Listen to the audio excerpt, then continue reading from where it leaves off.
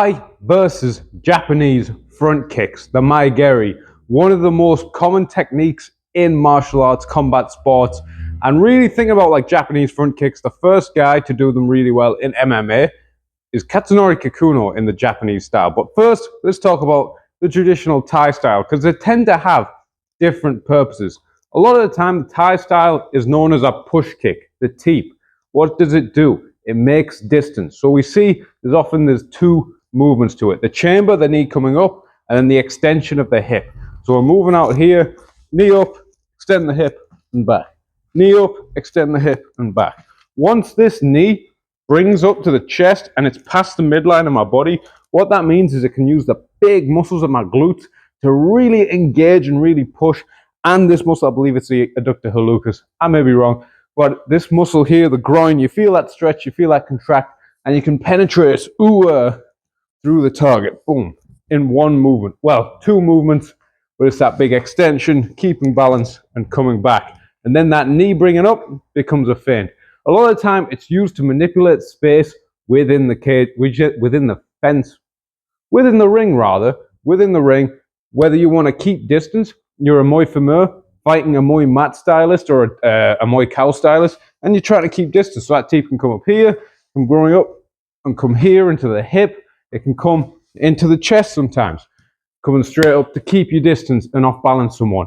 Really good example in K1, when Wakao fought Nikki Hulskin, there was pretty much just teeps in that fight. Wakao won the fight with just teeps, a lot of them at that hip level, not necessarily doing loads of damage, just displacing his hip, stopping him from being able to punch. A lot of times in Muay Thai, you'll see an aggressive fighter who wants to move forward, particularly a Muay Cow fighter, use their teep to off-balance their opponent and step in and move them back towards the ropes. They're using their kicks into the wrist level, front kicks to the chest, pushing them back to the ropes so they can lock into a clinch where they can't move away. That's often what we see, those two things coming at a straight angle. Sometimes we see people angle it differently. There's the Samart versus Hapalang Teep, where it's the Thai side kick. We see Tawan Chai use this, Wakao start to use this, where it's turning in and coming in more in one motion. We saw Salapatai use an external knee rotation for his sickle teep. Makes it very hard to catch and he can throw it at a really tight angle. But it's moving the opponent away.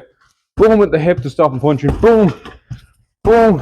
And because so much of the Thai scoring is on effect, if someone's knocked back a lot, that shows big effect. Now, what about the Japanese teep? Now, the Japanese teep, there's a little bit more of the anterior aspects, the hip flexor, the knee, boom, flicking up, and there's more of a pulse. So it's not going to knock the opponent very far away. But a lot of the times they don't want to, because we see with the Kyokushin stylists particularly, they'll want to throw it and then step into their punches. They throw it almost from boxing range, moving in, boom, boom. How many times have we seen Masaki Noiri hurt someone with this? It's not traveling all the way through. It's not penetrating all the way through the target and going through and trying to push them away. It's trying to really hurt them, sting them, wind them, take that liver out of action so they can step in and bang them with punches. So instead of pushing them really far, there's more of a pulse. It's like tensing the fist on impact. There's a little bit more chambering. Less of the chambering is the knee coming up to, put the glutes into action. More of the chambering is the heel coming up to bring the quad into action so I can snap at the end and take a chunk out. And again, they'll use different levels of rotation. They will throw it straight.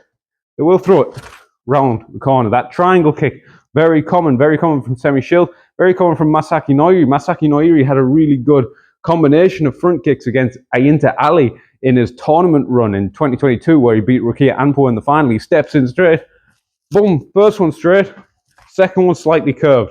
That triangle kick, internally rotating at the hip, so it can come into the liver and really hurt his opponent. We'll see people externally rotate, boom, the knee, bring it in. Cyril Gane uses this a lot against different stances to navigate the elbows. It's no good having a really powerful front kick if you just throw it straight and it catches the elbows every time. So they're using these curving angles on the kick to dig in to the floating ribs. I know my boy Masashi Kimura lost in his recent fight, but Masashi Kimura, absolutely brilliant for all these kind of round kicks, but with the toes. Back in the day, we saw Katsunori Kikuno hang his hands out, long guard.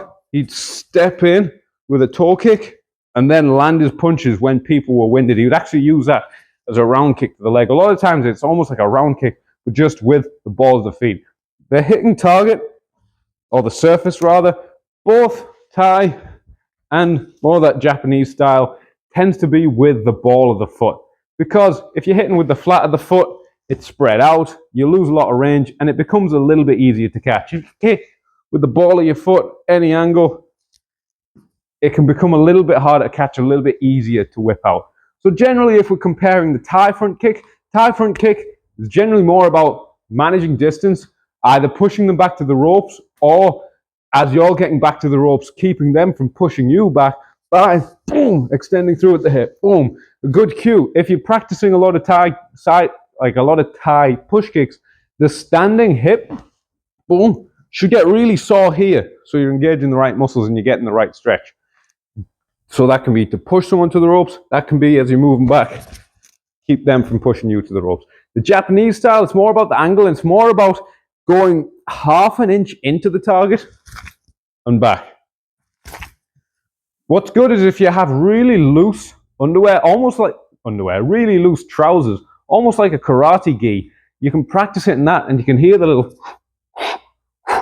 in the gi, or your Adidas tracksuit as you're going into the kebab shop at 3 in the morning. If you can hear that little whip, that's generally a good sign.